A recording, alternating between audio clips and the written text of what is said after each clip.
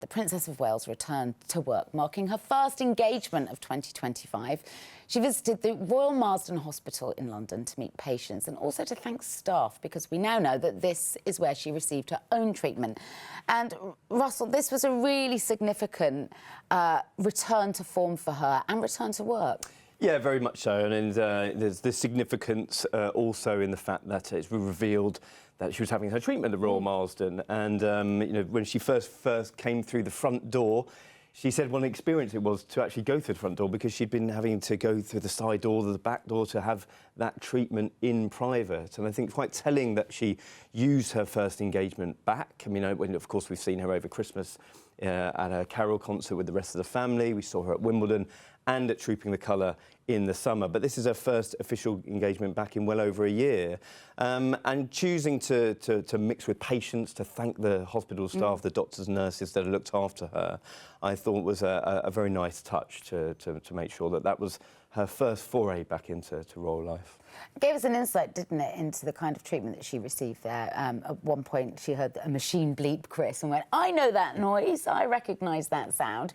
So she really did, you know, make her presence felt in and amongst the wards there as people went about starting their own treatments, continuing their treatments. Yeah, absolutely. Actually, the conversation she was having here was with another Catherine, actually. It's one of my script lines in my piece. You're welcome to take it if you want. Two Catherines, you know, but talking about their experience. And as Kensington Palace said to us, that the reason she did it on her own and not with William is because this was about her cancer journey. And look, every cancer journey is different, but, you know, she was able to explain what it's like, and she had that connection with patients. For example, with this Catherine here, she was talking about how they had a port fitted, which is how they either take bloods or insert the chemicals for chemotherapy.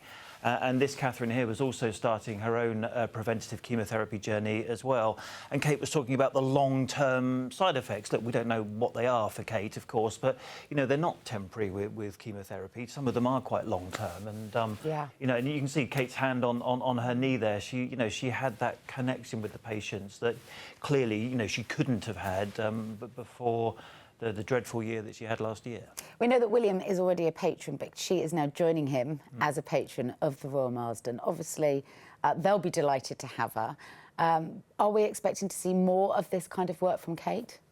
Well, look, now they are joint royal patrons, as they are called. I think that's great news for the Marsden, because it's not just a hospital that treats patients, it's a hospital that actually does a lot of research into preventing cancer and finding new treatments.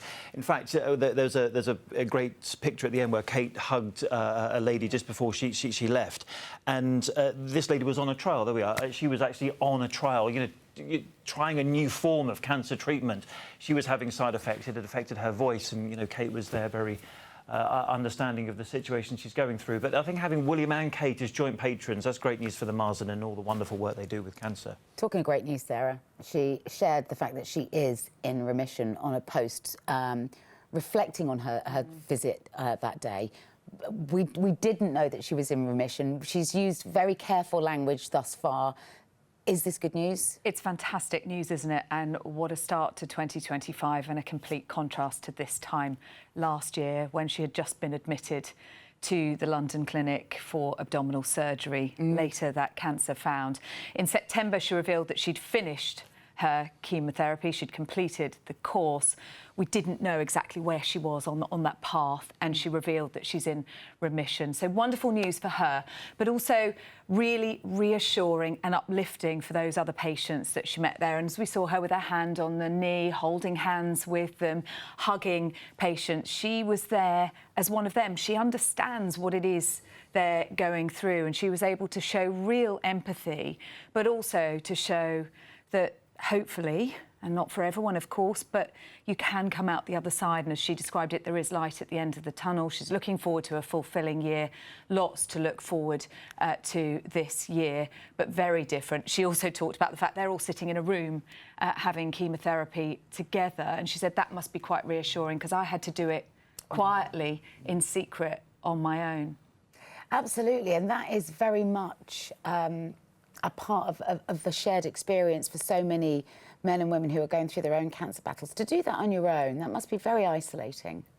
Yeah, and of course that was necessary because they wanted to maintain her privacy and confidentiality, and she will have had those supporters with her, whether that's William, whether that's her family members, for example. And she did talk about the Royal Marsden walking alongside her and William as they'd navigated this. And I think the fact that they're joint patrons is really important. As you said, William's been involved for a long time. Catherine now with her own knowledge. But it's also his knowledge, because it's not just about supporting the patients, it's also about their loved ones. And she said at one point, it's even harder sometimes for the relatives, family and friends of those who are going through this. And William and the children and Kate's very close family know that only too well. Absolutely. And obviously having her father-in-law to have as somebody that she can share this experience with, because he too has been going through his own cancer treatments. And in fact, his first return to work was again with a cause that's very close to the community of cancer and cancer research. It was Macmillan, wasn't it? It was the Macmillan Centre, which is at University College Hospital. And again, we are in such unprecedented times, I think. You know, you think about the last 12, 13 months of what's happened to the royal family. Both of the Kate and Charles being in hospital all together, then the cancer announcements within weeks of each other, and very telling that they decided that would be their first engagement back. And what Sarah just said about the family element. Kate was talking about how the pressures of your spouse or your family, the children, of course. We had William talking about that to journalists when he was in Cape Town just at the end of last year, talking about his brutal year, how it had been the worst year of his life.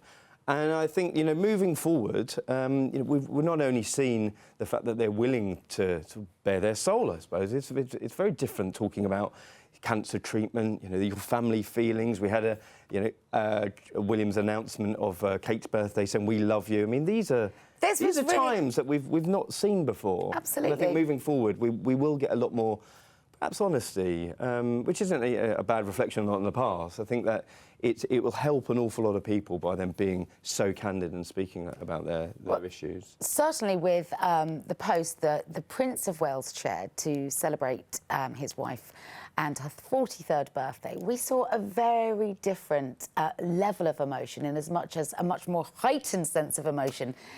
In the post that he shared, he wrote, "To the most incredible wife and mother, the strength you've shown over the last year has been remarkable. George, Charlotte, Louis and I are so proud of you. Happy birthday, Catherine. We love you."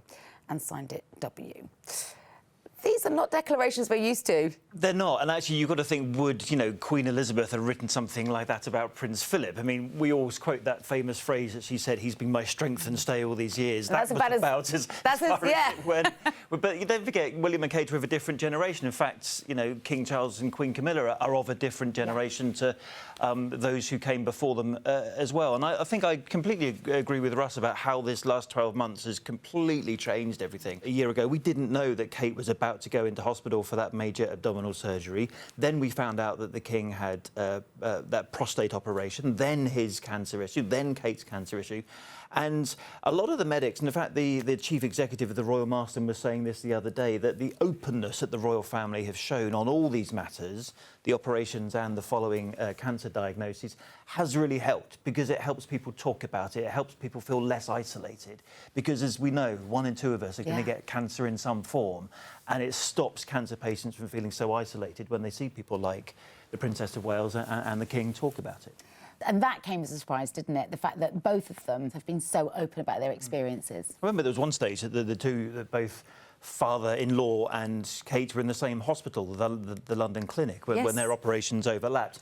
And look, we don't know where the King is having his treatment. I wouldn't be surprised if it was happening at the Royal Marsden as well, just because it is a centre of excellence for cancer. Fergie, the Duchess of York, was treated there as well. So I wouldn't be surprised if that's where the King sneaks round the back, as Kate said when she arrived, and has his treatment there as well.